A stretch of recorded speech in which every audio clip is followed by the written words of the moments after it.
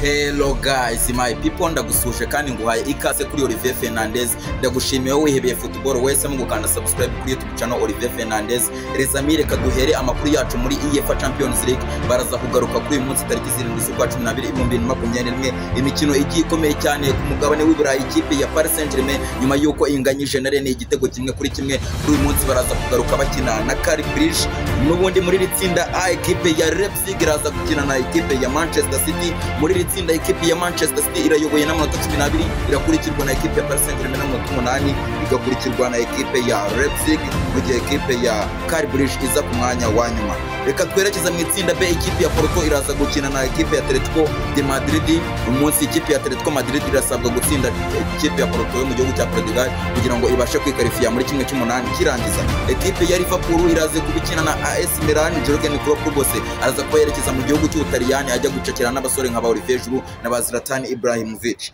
Mu itsinda D, ikipe ya Real Madrid Santiago Bernabeu iraza kwakira ikipe ya Inter de Milan yo mu gihugu cy'Ubutaliyani. Ikipe yatwaye igikombe cya shampiyona cyo mu gihugu cy'Ubutaliyani sizo itaha ya 2021. Ikipe ya Shakhtar Donetsk iraza kwakira Sheriff n'ubundi muri itsinda D, mu gihe ku munsi w'ejo tariki 8 z'ukwa 11 z'ukwa 12 2021 n'ubundi UEFA Champions League izakomeza imikino igiye ikomeye cyane.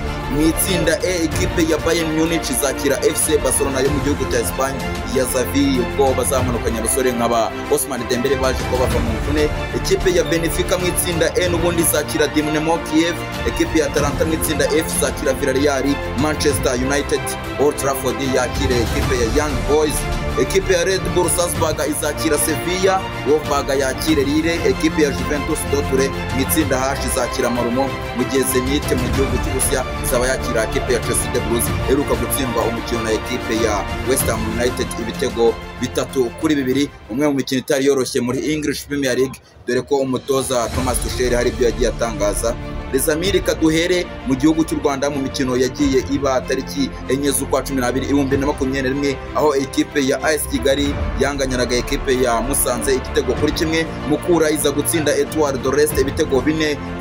APR yari gukina na Rutsiro, umukino urasubikwa kubera umukino wa CAF Confederation Cup. APR yari ifite ekipe ya Police iza gukina na Gicumbi banganya ubusa ku busa. Reka dukomeze muri English Premier League ku isaha saa 8 n'ubundi ni tariki 4 z'ukwa 12 2021, West Ham United yakiraga ekipe ya Chelsea de Blues. Umukino uza kurangira West Ham itsinze Chelsea de Blues ibitego 3-2. Ikipe ya Newcastle nyuma na nyuma iri ku mwanya wa nyuma iza gutsinda ekipe ya Burnley igitego kimwe ku busa, dore ko Burnley yaje gutsinda igitego ku munota wa 52 bakaza kucyanga.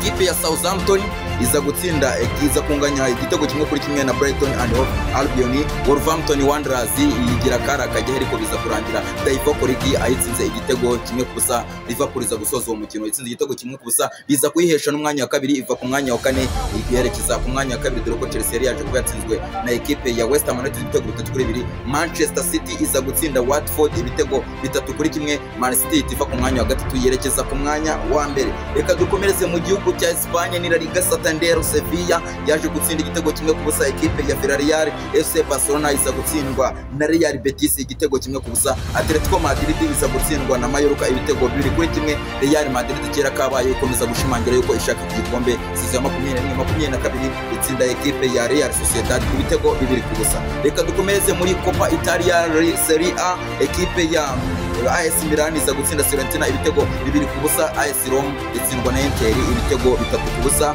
Napoli iza gutsindwa na Atalanta ibitego 3-2, umwe mu mikino itari yoroshye. Reka dukomereze tariki 5 z'ukwa 12 2021, nguri ni muri English Premier League imikino ari igikomeye cyane. Ekipe ya Manchester United yo yagomba kumanukana umutoza mushyashya Rafa Rangnick, umugabo w'umudage rwose ugomba kwiwijeje Manchester United bikomeye, dore ko agomba kuzana Erling Braut Haaland mu kwezi kwa mbere, ubundi agahabwa miliyoni 8 z'agahimbaza musiki nk'umutoza wa Manchester United, dore ko ikipe ya Manchester United ari mu makipe yaramaze igihe ari kwitwara nabi nyuma y'uko Michael Carrick agiye. Ikipe ya Manchester United yagomba kwakira ekipe ya Wolverhampton Wanderers.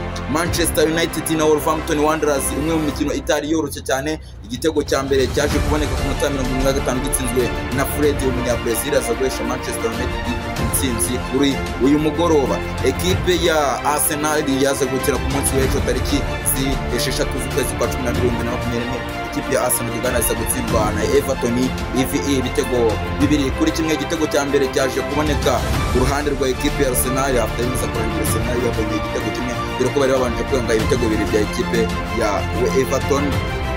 Kuri uyu munsi tariki 6 z'ukwezi kwa 12 2021 Gasogi yanganyije na Espoir ubusa ku busa. Kiyovu Sport iza gutsinda ikipe ya Rayon Sport ibitego 2-0.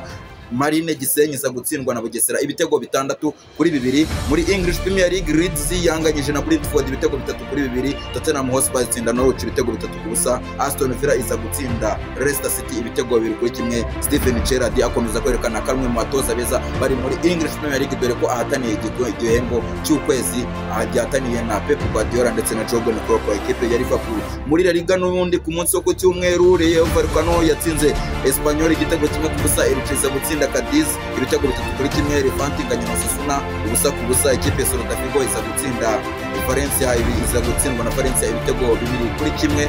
Muri Germany Bundesliga Stuttgart iza gutsindwa na Hertha ibitego 2-1. Ikipe ya Borussia Mönchengladbach iza gutsindwa na Freiburg ibitego 6-0. Muri Serie A ikipe ya Fiorentina yaje gutsinda Bologna ibitego 3-2. Spezia inganya na Sassuolo ibitego 2-2.